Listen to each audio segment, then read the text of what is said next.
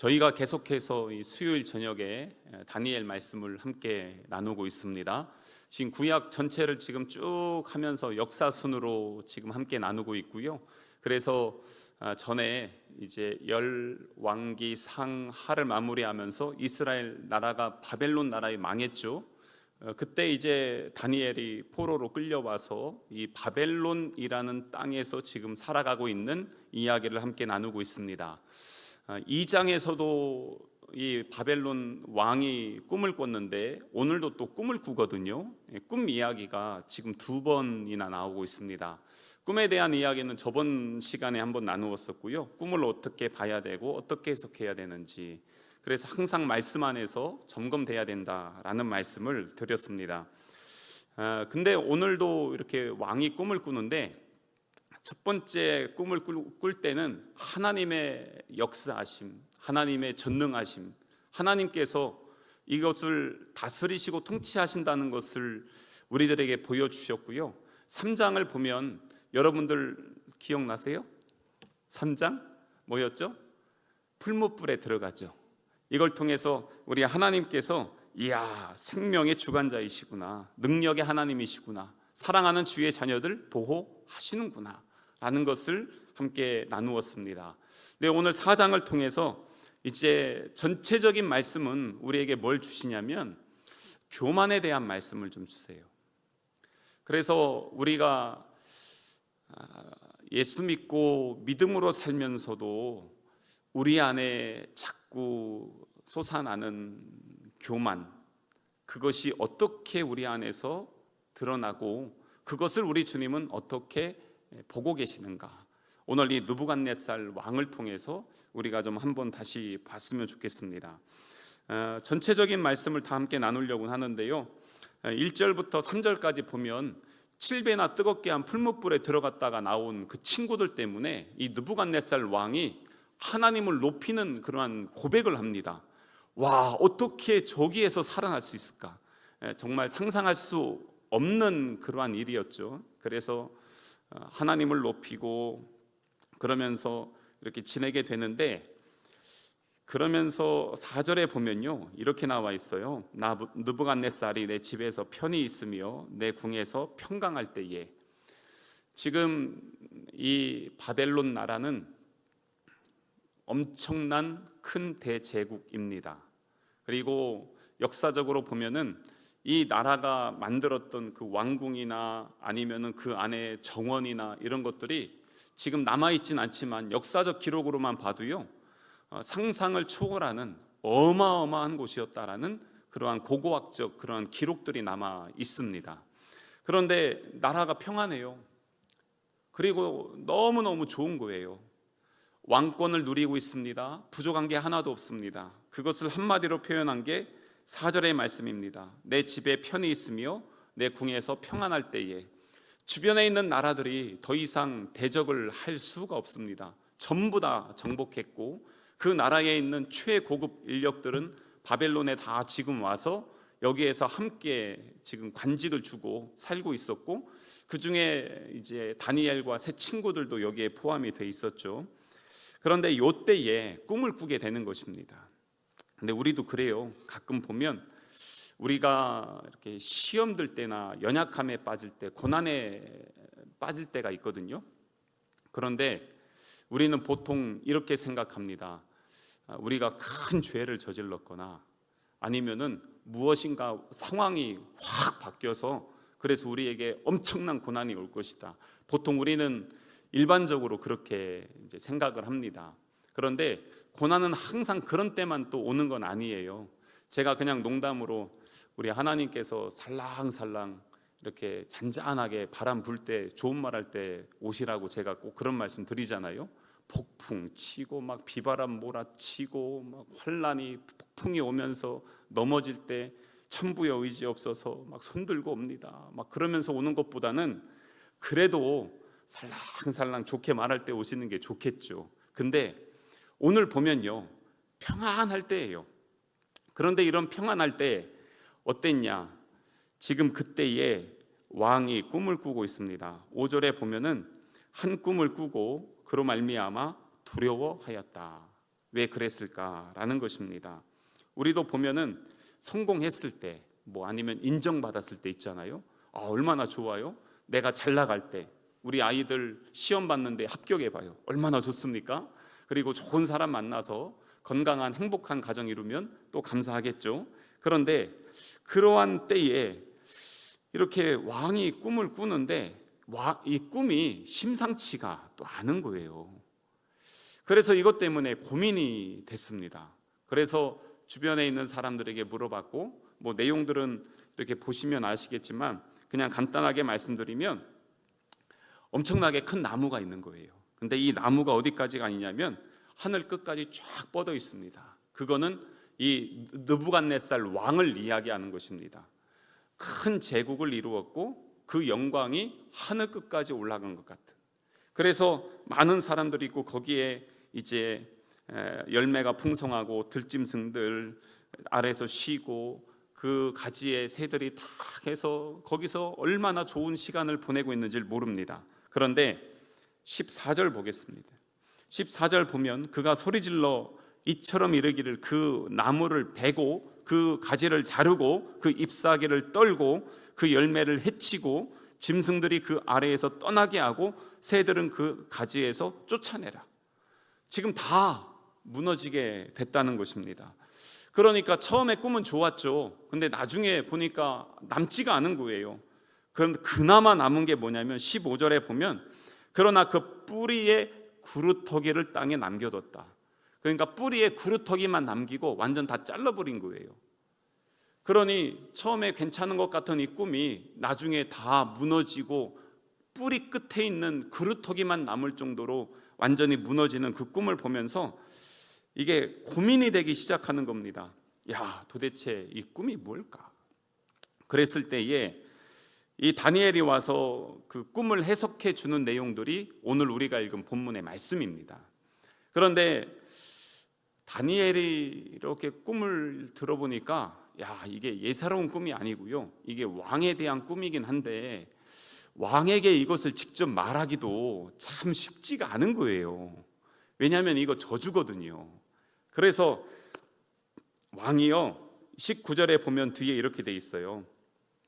내 주여, 그 꿈은 왕을 미워하는 자에게 응하며 그 해석은 왕의 대적에게 응하기를 원하나이다. 이렇게 얘기할 만큼 이제 앞에서 먼저 침 발라놓고 이야기하는 거죠. 그러면서 쭉 얘기하는데 이 나무 22절에 보시면 왕이요, 이 나무는 곧 왕이시라. 이거 왕 얘기입니다. 하나님이 지금 당신에게 이 꿈을 보여주셨고 이 나무는 당신인데 그렇게 크고 높은 권세가 있던 그 모든 것이 하루아침에 다 무너지게 될 겁니다. 그런데 여기에서 좀 심하게 갑니다. 어떻게까지 가냐면 뒤에 보면 당신이 소위 이제 정신 나가서 짐승들과 같이 살게 될 겁니다 라고 하는 그러한 내용들이 이제 우리 읽은 뒤에 말씀에 있습니다. 그래서 그 25절의 말씀 보시면 이렇게 돼 있어요. 왕이 사람에게서 쫓겨나서 들짐승과 함께 살며, 지금 왕궁에서 평안하게 살고 있는데 앞으로 당신 그렇게 산다는 것입니다. 그리고 이와 같이 7대를 지낼 것이라. 이게 7년이거든요 보통 그 페르시아나 바벨론 이쪽 중동 지역에서는 한때, 두때, 세때 하면 그게 1년, 2년, 3년 보통 이렇게 해서 가는데 7년을 그렇게 짐승처럼 미친 듯이 산다는 겁니다. 왕인데요. 그때에 지극히 높으신 이가 하면서 쭉 이 사람의 나라를 다스리시며 자기의 뜻대로 그것을 누구에게든지 주시는 줄을 아시리이다 하면서 지금 이렇게 꿈을 해석을 하고 있습니다. 근데 이렇게 지금 이야기를 하면서도 기회를 주는 게 있어요. 그게 뭐냐면 오늘 그 읽은 말씀 27절 한번 보시겠어요? 그런즉 왕이여, 내가 아뢰는 것을 받으시고 공의를 행함으로 죄를 사하고 가난한 자를 긍휼히 여김으로 죄악을 사하소서. 그러니까 지금 다니엘이 왕에게 착한 일이라도 좀 해서 하나님에게 벌 받는 거 조금만 좀 줄일 수 있으면 좀 한번 노력해 보십시오 하면서 하나님께서 유예 기간을 준다는 그런 내용입니다. 뭐 이 정도 그냥 내용이에요. 꿈 이야기인데, 근데 지금 여기에서 하나님께서 그래도 기간을 주세요. 한 번에 딱 꿈을 주고 바로 심판을 딱 때리는 것이 아니라 꿈을 준 다음에 그 다음에 유예 기간을 줍니다. 우리도 성도들을 만나면요, 기도 제목들이 다 있잖아요. 근데 인생의 어려움들, 아니면은 자녀들 때문에 기도 제목, 아니면은 병 들어서 기타 등등의 많은 기도 제목들이 있어요. 그런데 어떤 분들 중에 이런 분들이 있습니다. 저는요 너무 평안해서 기도 제목이 별로 없어요. 또 이렇게 하시는 분들도 어쩌다가 계십니다. 그래서 기도 제목을 안 내놓는 건지 몰라도 하여튼 기도 제목이 별로 없대요. 근데 평안하대요. 너무 삶이 좋대요. 그런데 진짜 그렇냐는 거예요. 오늘 말씀에 보니까 평안한 것 같은데 그 안에서 하나님께서 건드리시는 게 있어요. 그리고 어느 정도 나중에 뒤에 보면은 이런 상황들이 올 건데 하나님이 유예 기간을 줘요. 오늘 여기 보면 12달을 주시거든요. 그러니까 1년을 주시는 거예요. 1년 동안 하나님의 심판이 오지 않든지, 아니면 기타 등등 좀 건너가든지, 아니면 덜 세게 맞든지, 그걸 위해서 준비를 좀 하십시오 라고 그렇게 하는 것입니다. 혹시 평안하십니까? 근데 그게요, 하나님의 기다리심이고 하나님의 자비하심이며, 하나님께서 지금 존말할 때 돌아와 라고 하는 사인일 수 있다는 것입니다. 지금 그것을 여기에 있는 이 느부갓네살 왕에게 지금 주고 있는 것이에요.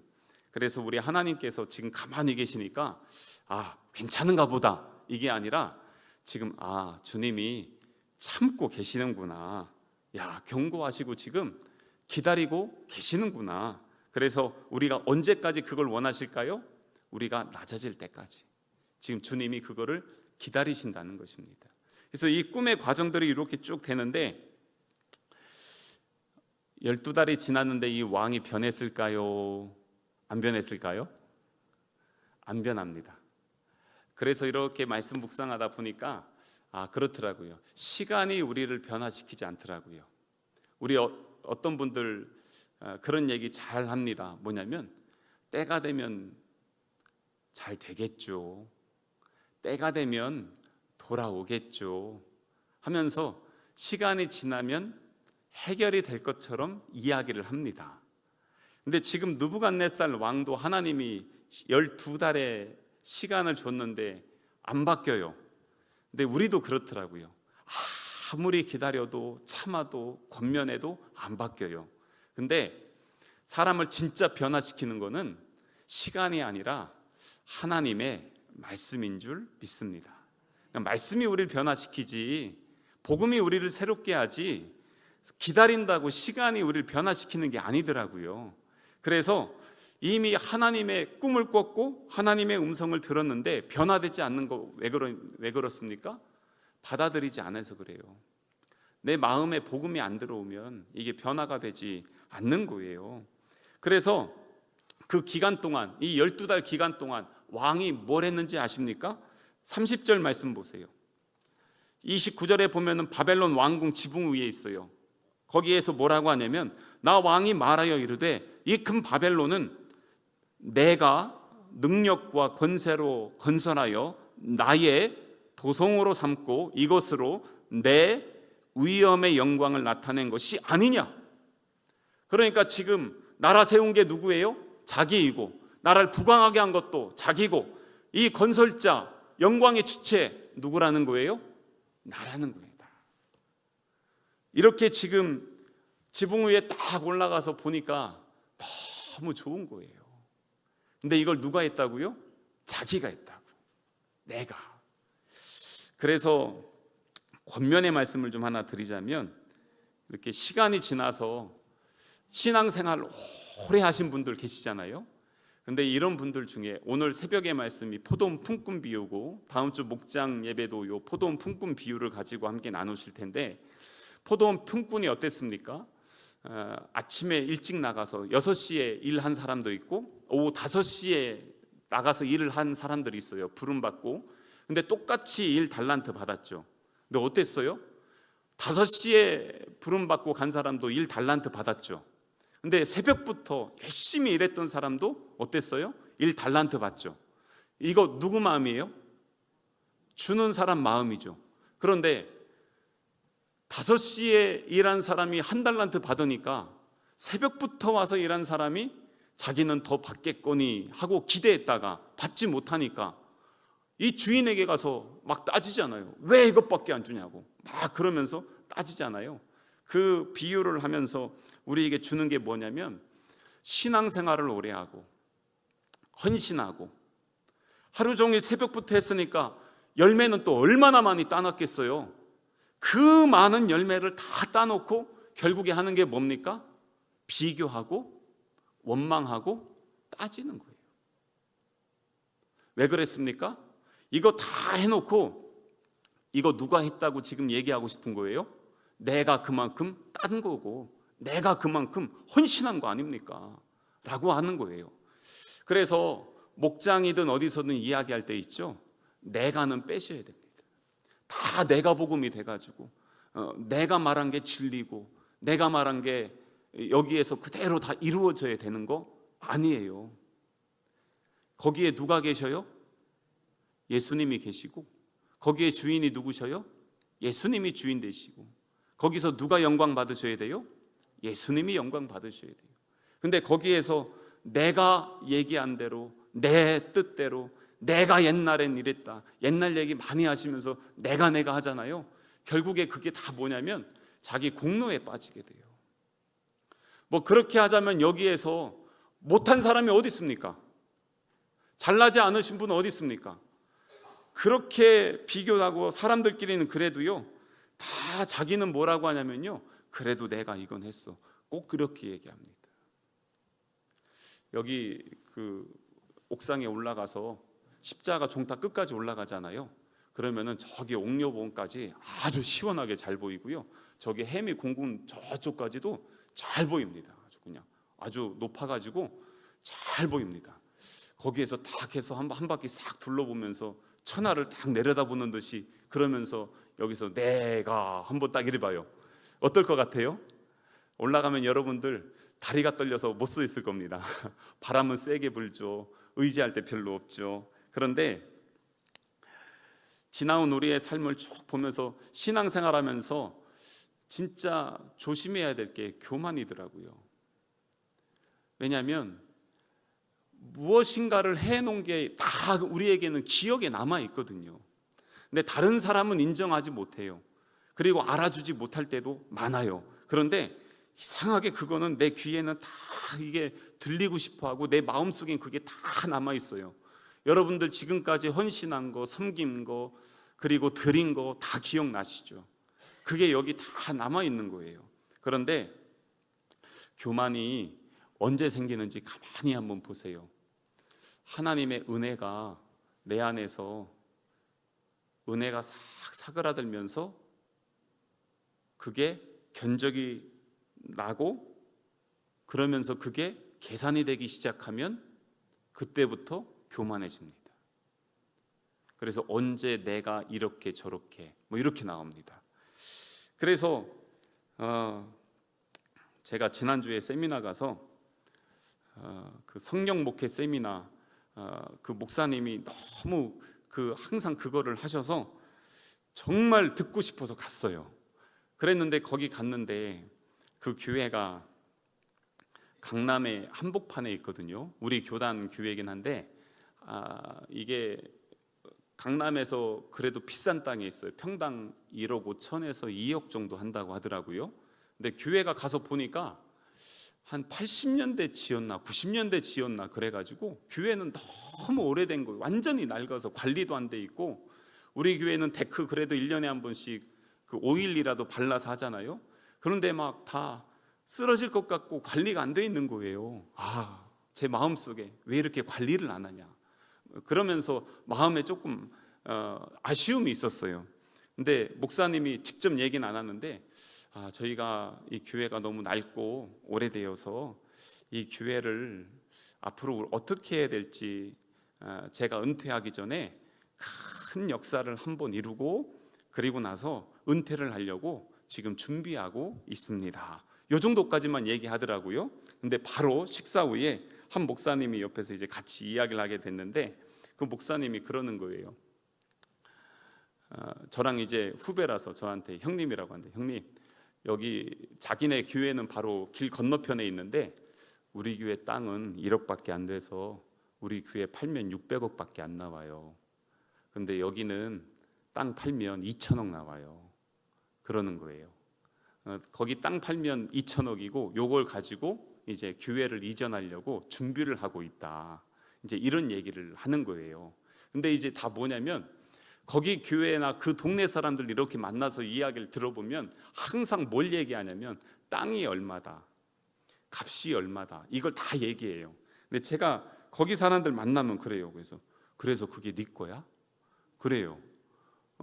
10원도 갖고 갈 수 없는데 괜히 땅 가격 자랑하는 거예요. 그걸로 전혀 주눅 들지 않아요. 왜냐하면 그거는 우리 땅도 아니고 하나님 거잖아요. 하나님께 이미 드린 거고. 그래서 거기 한 평이나 여기 한 평이나 사실 큰 차이가 없어요. 별거 아니거든요. 그런데 그쪽 사람들만 만나면 늘 그거 막 자랑하고 싶어 해요. 우리 교회는 땅값이 1억밖에 안 되는데 여긴 뭐 1억 5천이네, 2억이네, 막 이래요. 그거 아무 소용없어요. 근데 왜 그런 이야기를 할까? 우리 교회가 재산이 이 정도 있다는 거예요. 우리 교회가 땅은 더 넓어요. 근데 뭐 합니까? 넓어서 잘 사용해서 성도들이 행복하게 신앙생활하면 그걸로 끝인 거예요. 그걸 가지고 뭐 이랬네 저랬네. 근데 교만할 때 특징이 뭐냐면 비교하게 됩니다.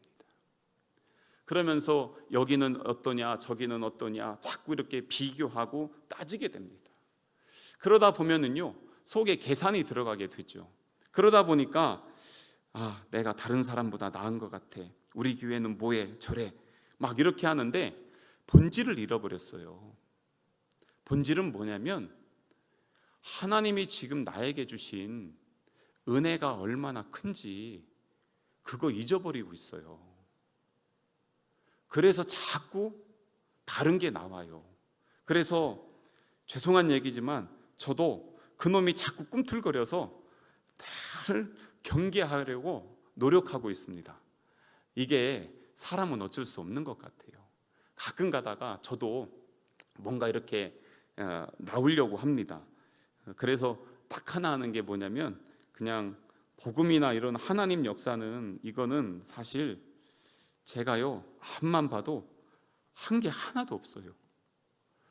우리 교회가 이렇게 하나님이 사랑해 주시고 또 귀하게 쓰임 받는 거에 너무 감사한데, 되돌아보면 이걸 어떻게 이렇게 할 수 있었을까?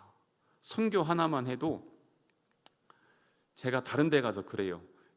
어제도 또 딴 데 연락 오고 뭐 이렇게 얘기는 하는데, 제가 선교 다다음 주에 이제 우리 교육원에서 하는데 강의안을 오늘 보내면서 정리를 한번 해봤어요.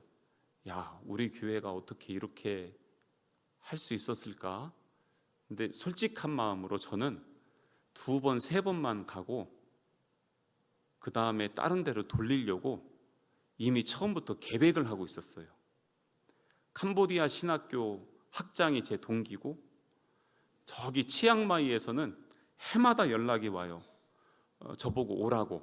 왜냐하면 너무 친한 목사님들이 거기 계시니까 와서 이렇게 하고 같이 사역을 좀 하자 하면서 연락이 와요. 뭐 저기 뭐 어디는 우물 파달라, 어디는 뭐 하자 뭐 이러면서 하잖아요. 그런데 다른 분들이 이렇게 볼 때 요즘 뭐라고 하냐면, 성남교회가 이런 거 하고 저런 거 하고 막 이렇게 하면서 조금씩 이야기를 하는데, 제가 한만 생각해 봐도 한 게 없어요. 연결만 했을 뿐이지. 그리고 기도하고 그냥 가만히 있었는데, 여러분들이 의도한 것도 아닌데 꼭 1년에 2개도 아니에요. 하나씩 건축해요.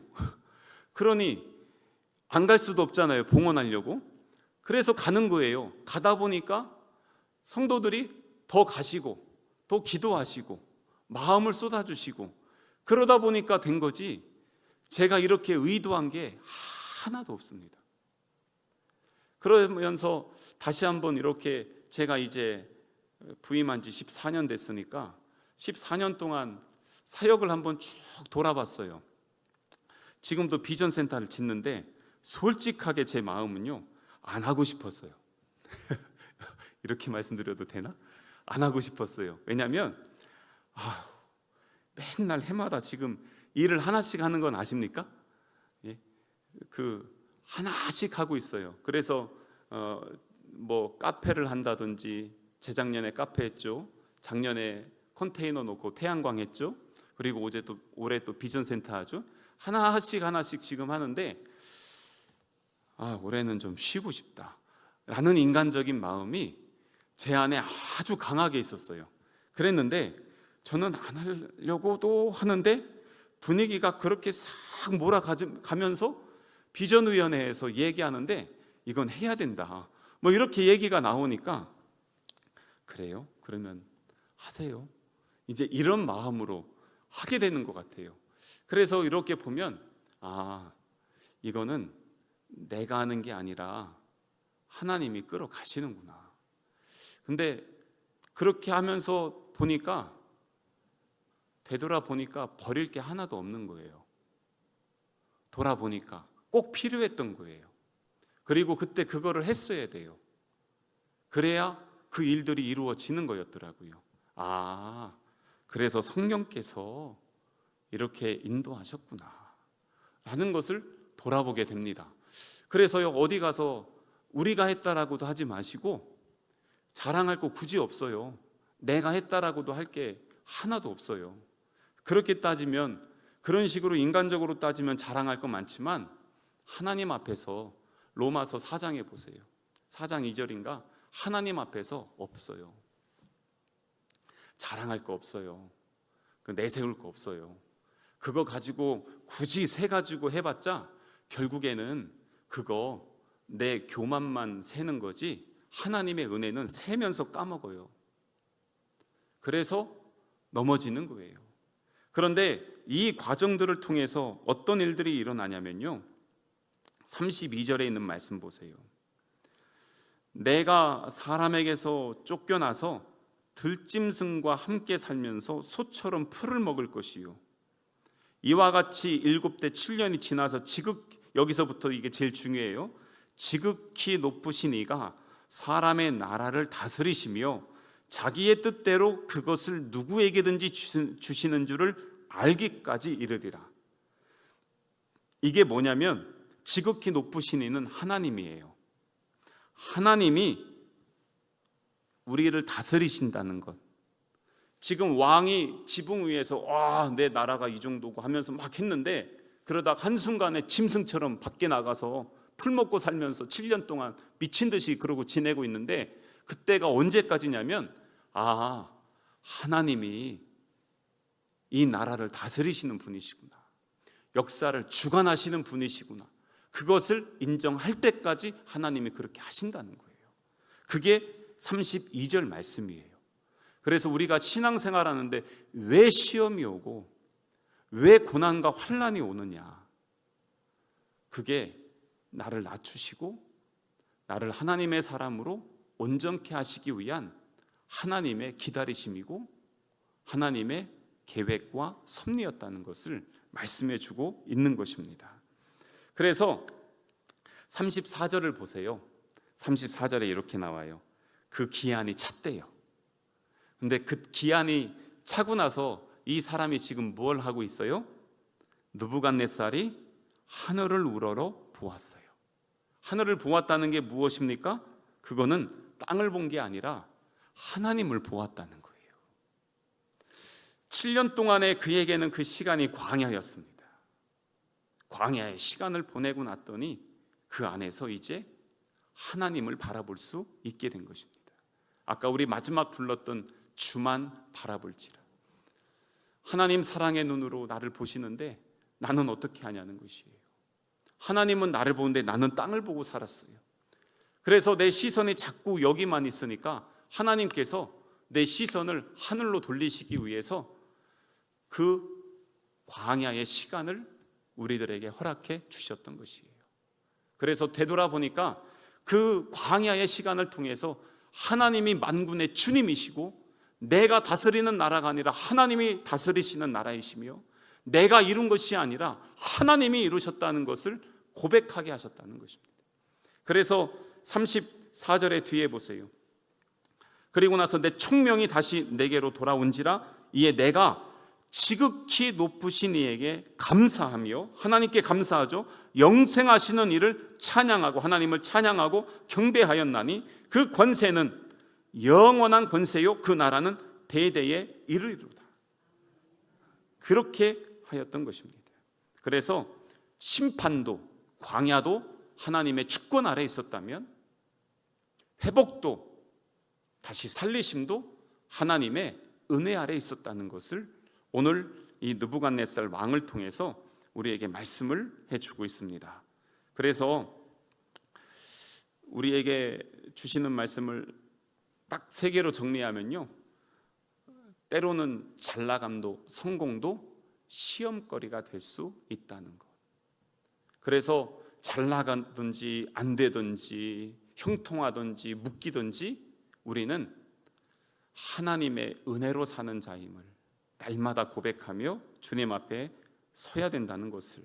그래서 교만은요, 하나님을 잊어버리는데 은혜는 다시 하나님을 찾게 된다는 것을 기억하시고, 그래서 오늘도 내일도 쭉 살아가시면서 저는 34절 말씀이 그래서 너무 좋았어요. 하늘을 우러러, 하늘을 우러러 주님을 바라볼 수 있다면, 하루를 시작하면서 주님 오늘 이 하루도 주의 선한 인도하심을 따라서, 하루를 마무리하면서 하늘을 우러러 아버지 하나님 오늘도 주의 은혜였습니다 고백하면서 이 하루를 살고 하루를 마무리한다면 얼마나 감사하겠어요. 그러한 은혜로 믿음으로 날마다 주님과 동행하는 우리 성남가족 되시기를 주님의 이름으로 축복합니다.